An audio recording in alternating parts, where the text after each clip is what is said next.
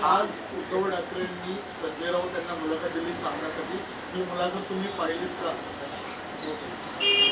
तुम्ही प्रश्न विचारायचे फोन केलेत म्हणून वाचली, नाही तर वाचण्यासारखं त्यामध्ये काय होतं? एक विश्वविख्यात वाणीचे प्रवक्ते आणि दुसरे गडबडीत झालेले नेते, या दोघांचा एकत्र बसून जो रडण्याचा कार्यक्रम, ज्याला रुदाली म्हणतात, रुदाली, हा रुदालीचा कार्यक्रम होता. यापेक्षा दुसरं काय? पूर्ण मुलाखत बघितल्यावर लक्षात नक्की येतं की मुलाखतीपेक्षा टीजर तरी बरा होता. असे बरेचसे सिनेमा निघतात ज्यामध्ये ट्रेलर दणक्यात असतो आणि मूळ सिनेमा मात्र डब्यात जातो. आणि त्यामुळे ही सगळी मुलाखत स्वतःच्या मनाला उभारी देण्यासाठी गर्भगडीत राजाने आपल्याच विदूषकासमोर दिलेली आहे. म्हणून याच्यावर खरं तर भारतीय जनता पक्षाने भाष्य करावं की नाही हा प्रश्न आहे. कदाचित आम्ही भाष्य केलंही नसतं, पण सातत्याने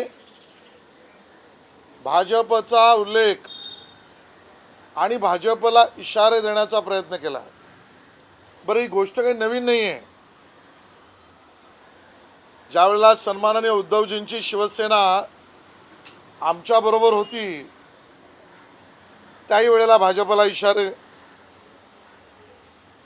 मग त्यांना ज्या वेळेला मुख्यमंत्री व्हायचं होतं सन्माननीय उद्धवजींना, त्याही वेळेला भाजपला इशारे. मग मुख्यमंत्री पदावर बसले, त्याही वेळेला भाजपला इशारे. आणि आता मुख्यमंत्री पदावरून स्वतःच शिवसैनिकांनी त्यांना पायउतार केला, त्यानंतर सुद्धा भाजपलाच इशारे.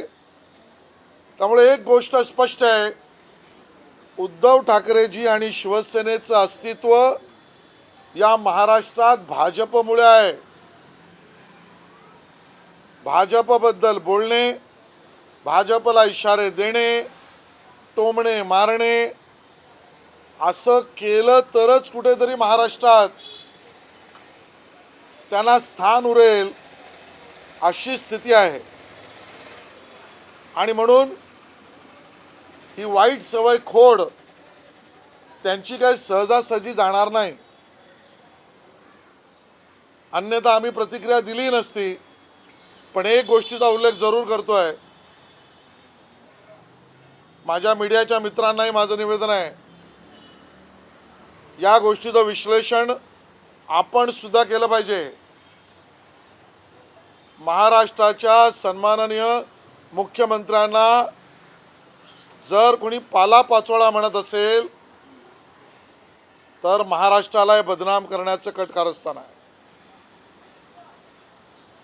किंबहुना महाराष्ट्राच्या मुख्यमंत्र्याला घालून पाडून अपमानित पद्धतीने बोलणं हे महाराष्ट्राला मान्य नव्हे. आता सुप्रियाताई सुळे काही बोलतील का याच्यावर? हा महाराष्ट्र द्रोह होत नाहीये का?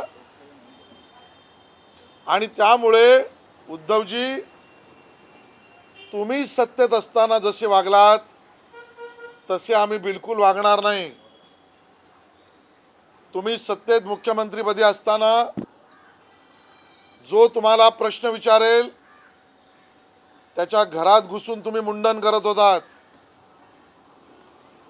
जो सोशल मीडियावर तुम्हाला अनपेक्षित गोष्टी बोलेल त्यांच्या सोसायटीत जाऊन तुम्ही त्यांचे डोळे फोडले होते. जे मीडियाचे मित्र, पत्रकार असो वा संपादक, सरकारी धोरणाविरुद्ध बोलेल त्याला घरातना मुसक्या बांधून तुम्ही अटक केलंय. आज आम्ही असे वागणार नाही. पण तुम्ही जर आज असतात आणि तुम्हाला जो उल्लेख तुम्ही सामनाच्या मुलाखतीत महाराष्ट्राच्या मुख्यमंत्र्यांचा केला तसा जर तुमचा चुकून कोणी केला असता तर तुमचे जे काही लवंडे आहेत आणि तुमचे कार्यकर्ते आणि तुम्ही कसे वागला असता त्याचा जरा विचार करा. मला एवढंच बोलायचं आहे. सर, उद्धव ठाकरे असं पण म्हणाले की मी आजारी असताना सत्तांतरांच्या हालचाली केल्या, हे वेदनादायी होतं. खरं तर तुम्हाला उदंड आयुष्य लाभो. उद्या तुमचा वाढदिवस आहे.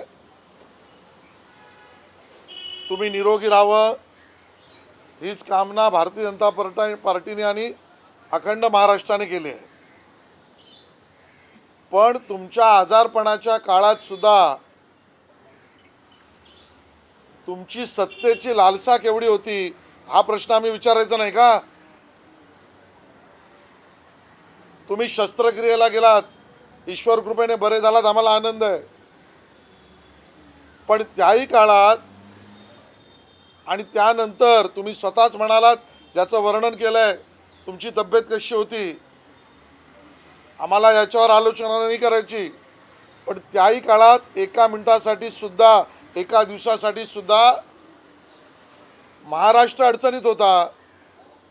करोनाचं संकट होतं, शेतकऱ्यांवर संकट होतं, विद्यार्थ्यांचं भवितव्य अधांतरी होतं, महिलांचे अत्याचार वाढत होते. पण त्याही काळात एक दिवसासाठी सुद्धा मुख्यमंत्रीपदाचा पदभार तुम्ही कोणाला दिला नाहीत. तुमची सत्तेची लालसा एवढी होती आणि त्यामुळे सहानुभूती घेण्याचा प्रयत्न करू नका. आणि मग त्याच आजारपणाच्या काळात असं म्हटलं तर आम्ही चालेल का? ममता बॅनर्जींना तुम्ही का भेटत होतात? तुमचे दूत केसी रावला का भेटत होते? तुमच्या बैठका शरद पवार साहेबांशी का होत होत्या? त्याच वेळेला सोनिया गांधीजींच्या दूताशी तुमचा काय व्यवहार चालू होता? मग हे त्याच काळात चालू होतं ना. आज केवळ सहानुभूती घेण्यासाठी हे वाक्य तुम्ही जरूर वापरत असाल. तुमचं आयुष्य निरोगी राहावं, तुम्हाला उदंड आयुष्य लाभावं, एवढंच आमचं म्हणणं आहे. उद्धव ठाकरेंनी असं देखील म्हटलंय, त्यांनी पुन्हा एकदा 2.5 वर्षाच्या फॉर्म्युलेचा पुनरुच्चार केला. जो मला शब्द दिला होता 2.5 वर्षांचा, तो शब्द पाळला असता तर शिवसेनेचा मुख्यमंत्री झाला असता, 2.5 वर्ष भाजपाचा मुख्यमंत्री झाला असता. एवढा मोठा खटाटोप, हजारो कोटी संपूर्ण पर्यटन करायची आवश्यकता लागली नसती. या गोष्टीचा उलगडा स्वतः माननीय देवेंद्र फडणवीसांनी केलेला आहे आणि तो आज केलेला नाही, तो 2019लाही केलेला आहे. असं कुठलाही शब्द स्वतः देवेंद्र फडणवीस हे म्हणाले दिलेला नाही. आम्ही ज्याला शब्द देतो तो पाळतो. नितीश कुमारांना दिला, पाळला. आम्ही एकनाथ शिंदेंना सुद्धा मुख्यमंत्रीपदी सन्मानाने त्या ठिकाणी बसवलं, त्यांच्याबरोबर आहोत. तुम्ही स्वगत बोलाल आणि त्याच्यावर संवादफेकी चित्रपट निर्माण कराल तर तुमच्या स्वगताची किंमत शून्य आहे, माननीय उद्धवजी लक्षात घ्या. आणि म्हणून खटाटोप आणि कटकारस्थान हा तुमचा स्वभाव आहे. हे आता जगजाहीर झालंय. स्वतः पृथ्वीराज बाबा चव्हाण म्हणाले 2014ला आमच्याशी कोणी चर्चा केली का? केली उद्धवची चर्चा त्यावेळेला तुम्ही? स्वतः मुख्यमंत्री तत्कालीन आणि आताचे उपमुख्यमंत्री देवेंद्र फडणवीसांनी परवाही सांगितलं शरद पवारांच्या राष्ट्रवादीशी 2014लाच उद्धवजींची शिवसेना चर्चा करत होती. का करत होती?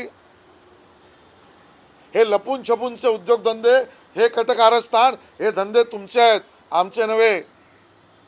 आणि त्यामुळे महाराष्ट्राला सतत आणि सातत्याने खोटं बोलण्याचं काम हीच शिवसेनेची प्रेस कॉन्फरन्स असते. मला आज मुद्दामून या ठिकाणी म्हणायचं आहे, आजही म्हटलंय 2014ला शिवसेनेशी युती तोडली. कोणी तोडली? आम्ही केवळ एकत्र राहण्याच्या भावनेने बाळासाहेबांप्रती असलेला एक उच्च प्रतीचा सन्मान, आदर आणि बाळासाहेबांच्या शिवसेनेशी युती यामुळे कधीच जाहीर वाच्यता कुठल्या गोष्टींची आम्ही केली नाही. 2014लाही मी साक्षीदार आहे. त्या ठिकाणी युतीची बोलणी एका बाजूला करायची आणि दुसऱ्या बाजूला ग्रामीण महाराष्ट्रातून जे पक्षप्रवेश भाजपकडे होत होते ते 2014ला पळवण्याचे धंदे तुम्ही करायचे. ही परिस्थिती कोणी आणली? सहकारी पक्ष त्याही वेळेला जोडले लोकप्रिय नेते सन्माननीय कैलासवासी गोपीनाथ मुंडेजींनी. मध्ये राजू शेट्टी असतील, रामदास आठवले असतील, महादेव जानकर असतील, अन्य ही सगळी मंडळी जोडली मुंडे साहेबांनी भाजपने. त्यांना पळवापळवी करण्याचे धंदे त्या दरम्यान कोणी केले? त्यांना लालूच दाखवण्याचं काम कोणी केलं? मग हे धंदे तुम्ही करायचे आणि युती तोडली म्हणून आमच्यावर फोडायचं? सर्वस्वी खोटं आहे.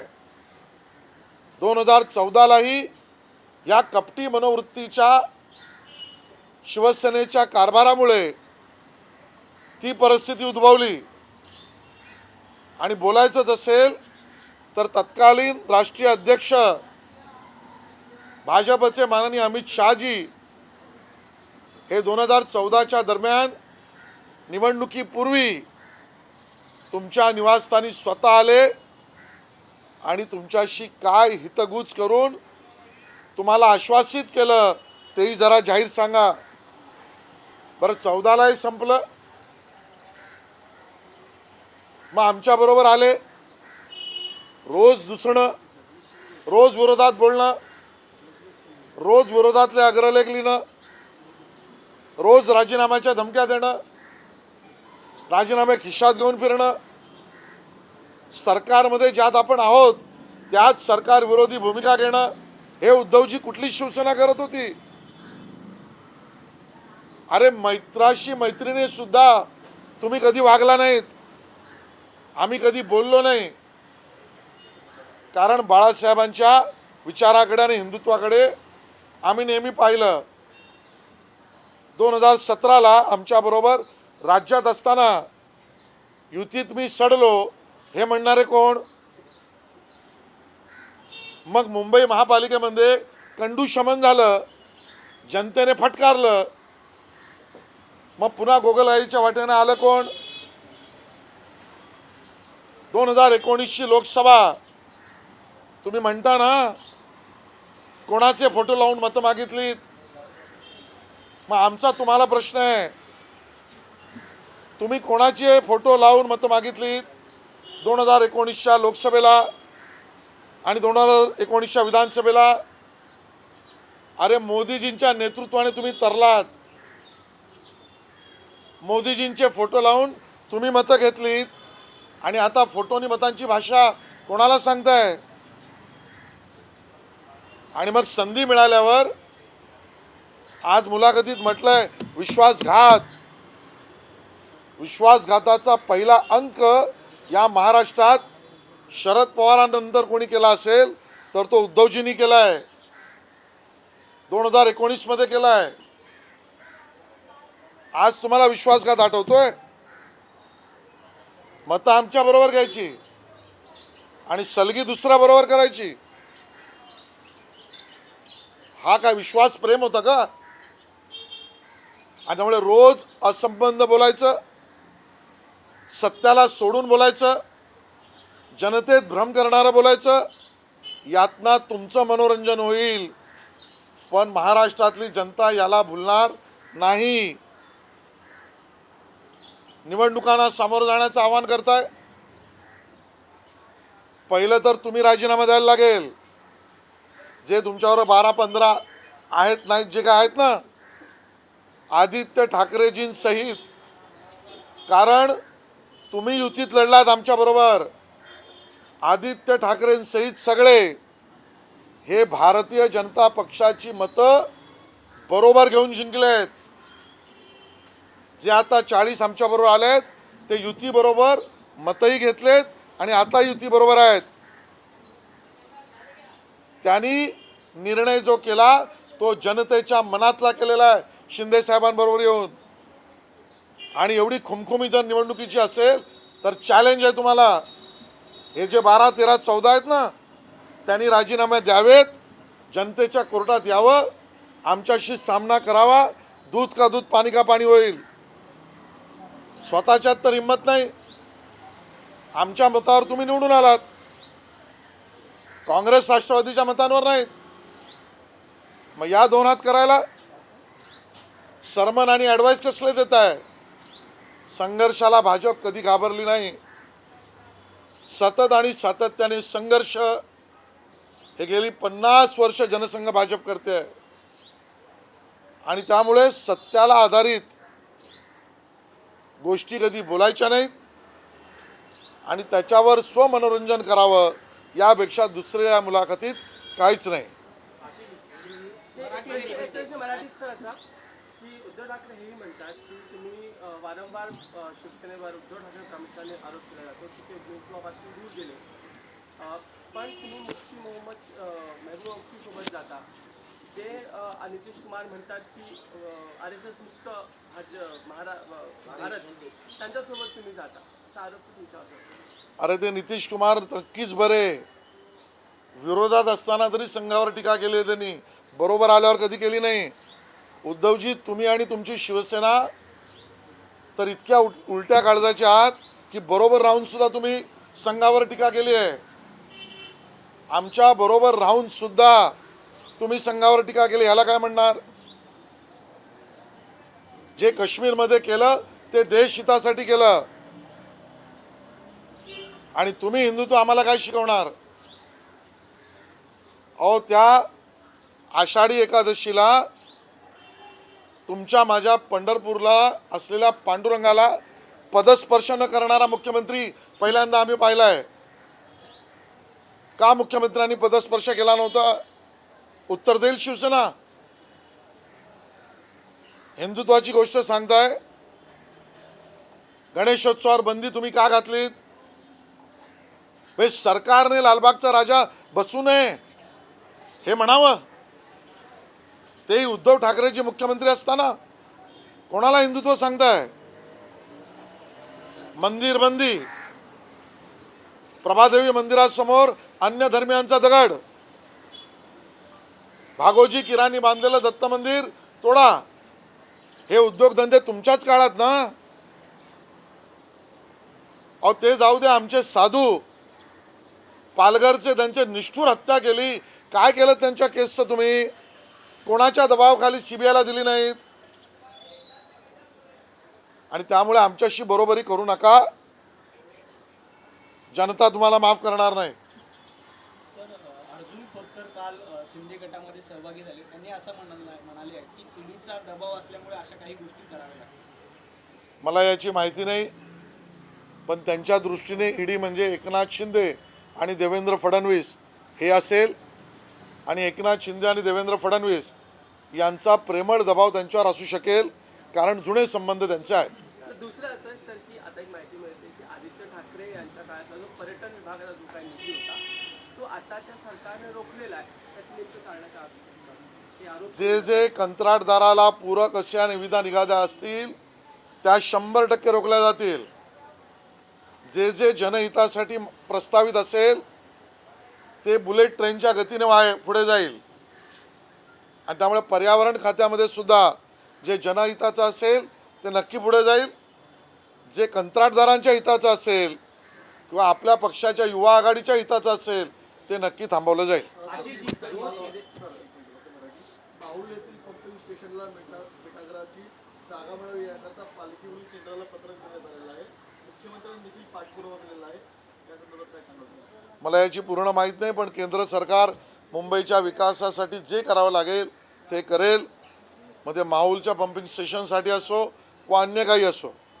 आशीष जी, आपने आज के इंटरव्यू को कहा है कि ये रुदाली है, लेकिन इसी इंटरव्यू में उद्धव ठाकरे ने आरोप लगाया कि जब वो बीमार थे तब बीजेपी सत्ता से शिवसेना को तोड़ने की कोशिश कर रही थी, सरकार को गिराने की कोशिश कर रही थी.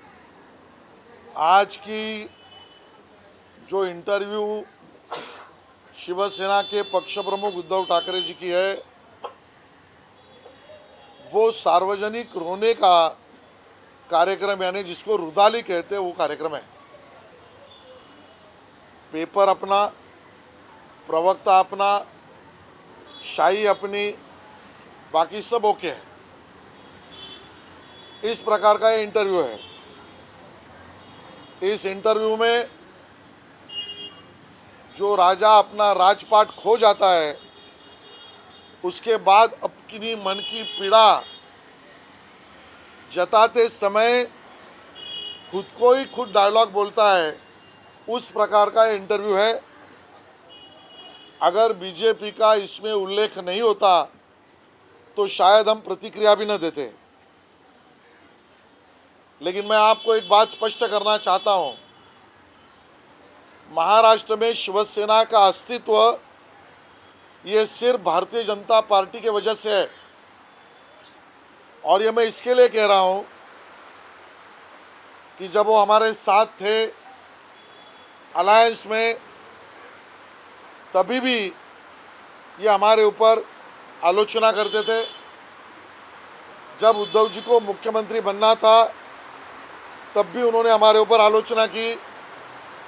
बाद में मुख्यमंत्री बने, उसके मुख्यमंत्री पद पर बैठने के बाद भी बीजेपी पर आलोचना करते रहे। आज मुख्यमंत्री पद से अपने ही दल के लोगों ने उनको उतार दिया, उसके बाद भी बीजेपी पर ही आलोचना कर रहे।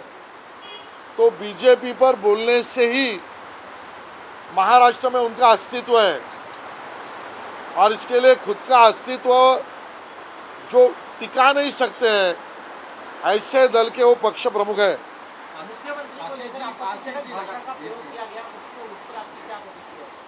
इस इंटरव्यू में एक बात हम ज़रूर कहेंगे, हमारे मीडिया के मित्रों को भी मैं कह रहा हूँ, इसका ज़रूर विश्लेषण करें। बाकी जिसको जो कहना है कहे, लेकिन महाराष्ट्र के मुख्यमंत्री पर मानो वो कचरा है, पाला पाचोड़ा है, इस प्रकार का बयान करना ये महाराष्ट्र की बदनामी है। सुप्रिया सुळे जी बताए, क्या ये महाराष्ट्र द्रोह नहीं है? हम माननीय उद्धव जी को याद दिलाना चाहते हैं, अगर आप मुख्यमंत्री होते और कोई दल के अगर व्यक्ति नेता किसी इंटरव्यू में इस शब्द या भाषा का उपयोग करता तो क्या आप प्रतिक्रिया देते? और इसके लिए महाराष्ट्र की बदनामी है, ये हमें मंजूर नहीं, ये महाराष्ट्र को मंजूर नहीं। आशीष जी, जिस तरीके से इंटरव्यू में कहा गया कि जब वो बीमार थे उस समय में सत्ता एकनाथ शिंदे को सौंपी और एकनाथ शिंदे सत्ता चलाने की बजाय शिवसेना तोड़ने में लगे हुए। कल उनका जन्मदिन है माननीय उद्धव जी का, उनको हम शुभकामनाएं देते हैं। उनको बड़ी लंबी उम्र मिले, वो निरोगी रहे, ये हमारी कामना है। जब वो बीमार थे तब भी हमारी ये कामना थी। लेकिन आज सहानुभूति लेने के लिए वो जो बोल रहे हैं, उनको हमारा सवाल है, उसी दरमियान आप लोगों को नहीं मिल रहे थे बीमारी के कारण, लेकिन ममता बनर्जी को मिल रहे थे, केसी राव को मिल रहे थे, कांग्रेस से दिल्ली से आने वाले वो पाटिल हो या पहले अहमद पटेल हो, उससे मिल रहे थे, शरद पवार जी से मिल रहे थे। तो ये क्या चल रहा था? और इसके लिए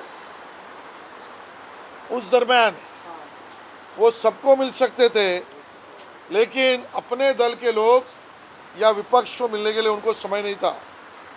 उनकी सत्ता उनके अहंकार के कारण गई है, उसमें बीमारी का कोई लेना देना नहीं।